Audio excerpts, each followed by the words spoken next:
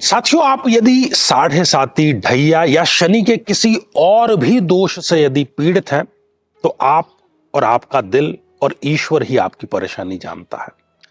आप दो स्थानों पर ध्यान दें, एक तो ऑफिस में जहां पर आपके बैठने की चेयर है, एक जहां पर आप रात्रि में शयन करते हैं। इन दोनों की जो छत है, यदि वहां पर लोहे का कबाड़, दूसरी कोई गंदगी ये सब रखा हुआ है, तो वो कबाड़ आपके सिर पर सवार है। शनि आपके सिर पर सवार है, कोई उपाय काम नहीं आएगा। उसकी नियमित रूप से आप साफ सफाई कराइए और चींटियों को कीड़ी नगरा अर्थात भोजन नियमित रूप से आप दीजिए।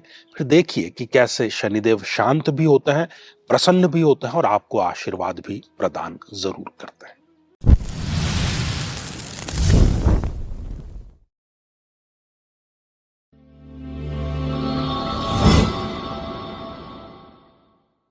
साथियों, कहने को तो राहु का फिजिकली कोई अस्तित्व नहीं है, लेकिन जन्म पत्रिका की यदि हम बात करें, ग्रहों की यदि हम बात करें, तो जीवन के 80 से 85% समस्याएं कहीं ना कहीं राहु जनित समस्याएं हैं। ऐसी सभी समस्याओं से यदि आप निजात चाहते हैं, आपकी भी जन्म पत्रिका में राहु की प्लेसमेंट गलत है और अभी आपको राहु की महादशा चल रही है और वो बहुत लंबी महादशा होती है। यदि आप राहु देव की शांति कराना चाहते हैं और राहु की इस महादशा को शांति पूर्वक बिताना चाहते हैं, तो जरूर भाग लीजिए 8 मई 2024, जो कि देव पितृ कार्य अमावस्या है और राहु शांति के लिए एक सर्वोत्तम अवसर है। जरूर इसमें आप भाग लेकर के राहु शांति भी कराएंगे और अपनी जो महादशा है उसको शांति पूर्वक बिताने में यह आपके लिए मील का पत्थर अवश्य साबित होगी।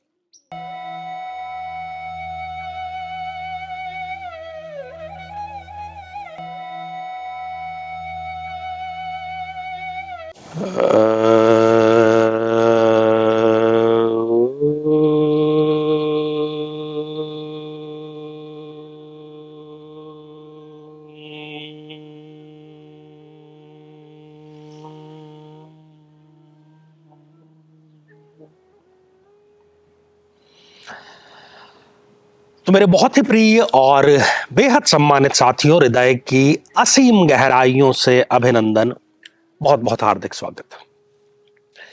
साथियों, यदि तुलना की जाए, आनुपातिक रूप से तुलना की जाए, तो शनि, राहु और केतु, इनकी पीड़ा एक तरफ और अन्य ग्रहों की पीड़ा एक तरफ। फिर भी 90% पीड़ाएं शनि, राहु और केतु, इनके माध्यम से ही होती है। और इसलिए होती है क्योंकि शनि को ग्रहों में न्यायाधीश का, जज का दर्जा प्राप्त है। शनि की साढ़े साती, शनि की ढैया, शनि की मारक दशा, शनि की महादशा, ये वो समय है जब हमें हमारे पूर्व जन्मों और इस जन्म में अभी तक किए गए कर्मों का लेखा जोखा होता है और उसके अकॉर्डिंग हमें सजा मिलती है। और सजा किसी को भी पसंद नहीं है, जो गिल्टी है उसको भी नहीं और नॉन गिल्टी को तो होगी ही नहीं। परंतु ये नियति का नियम है और इससे टाला नहीं जा सकता है। जज निर्दयी होता है।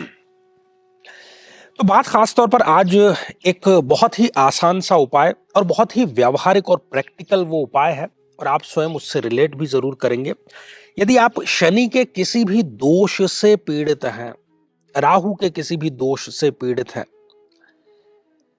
और इसकी जो निशानियां हैं, आप अभी एस्ट्रोलॉजी को थोड़ी देर के लिए साइड में रख दीजिए, तो आप जितनी चाहे मेहनत कर लें और जितनी ईमानदारी से मेहनत कर लें, रिजल्ट उसका डबल जीरो ही मिलता है। आप अपनी तरफ से हर एक कार्य सही समय पर करें, बिजनेस सही समय पर करें, ऑफिस में सही समय पर जाएं, अपना पूरा परफॉर्मेंस करें, लेकिन कोई भी कार्य आपका सही समय पर नहीं होता। कष्ट आगे से आगे तैयार है और समस्याएं इस प्रकार की होती है कि ईश्वर को हम ये कहने को मजबूर हो जाते हैं कि ऐसे दिन दिखाने से तो अच्छा था कि मुझे मौत ही दे देते। मृत्यु तुल्य कष्ट का ये समय होता है। जमा जमाया बिजनेस, अच्छे खासे रिश्ते, सारे के सारे यहां पर खत्म हो जाते हैं। और आप लोग जो भी शनि की साढ़े साती या ढैया से पीड़ित होंगे, वो अच्छे से इस बात को जानते होंगे। मुद्दे पर आते हैं। हमारा ये जो चैनल है ये खास तौर पर उपायों को, सुगम उपायों को, सरल उपायों को, अनुभव सिद्ध उपायों को समर्पित है। तो यदि आप शनि से पीड़ित हैं, साढ़े साती ढैया से किसी और रूप में, आप अपना जो समय है वो अधिकांश समय कहां पर बिताते हैं? या तो आप ऑफिस में बिताते हैं क्योंकि आपके पास में अपने काम करने की जगह है, वहां पर आप बैठ करके काम करते हैं, जो भी आपका काम है, ऑफिस का, कारखाने का, दुकान का, जहां पर भी आपकी बैठक है, पहली बात। और दूसरा, जहां पर आप सोते हैं, अर्थात अपने बेडरूम में, अपने घर में, अपने शयन कक्ष में। आप एक गारंटीड एक चीज नोट कर लीजिए, चाहे ऑफिस, चाहे घर, चाहे कारखाना, चाहे दुकान, आप बैठने के ठीक ऊपर जो छत है, यदि वहां का आप एक राउंड लगाएंगे और आप यदि वहां पर पाते हैं कि किसी प्रकार के लोहे का कचरा वहां पर पड़ा हुआ है, जंग लगा हुआ लोहा वहां पर पड़ा हुआ है, जिसको हम कबाड़ कहते हैं, वो पड़ा हुआ है, चद्दरें, एंगल, किसी भी प्रकार का जो हमें कभी इस जीवन में काम नहीं आने वाला, पर किसी ने कह दिया कि ये कभी काम आ जाएगा, तो क्योंकि छत पर हमारा रोज जाना होता नहीं है, वहां पर वो चीजें पड़ी हुई है और आप उसके नीचे बैठ करके कार्य कर रहे हैं या उसके नीचे बैठ करके आप सो रहे हैं। मतलब आपने शनि को स्वयं अपने सिर पर हावी करके रखा हुआ है। चाहे जितने मर्जी आप उपाय कर लें, मंत्र जाप कर लें, लेकिन वो रोजाना रिचार्ज हो जाता है और अपनी पीड़ा आपको वो दे करके ही मानता है। अब इसका करना क्या है?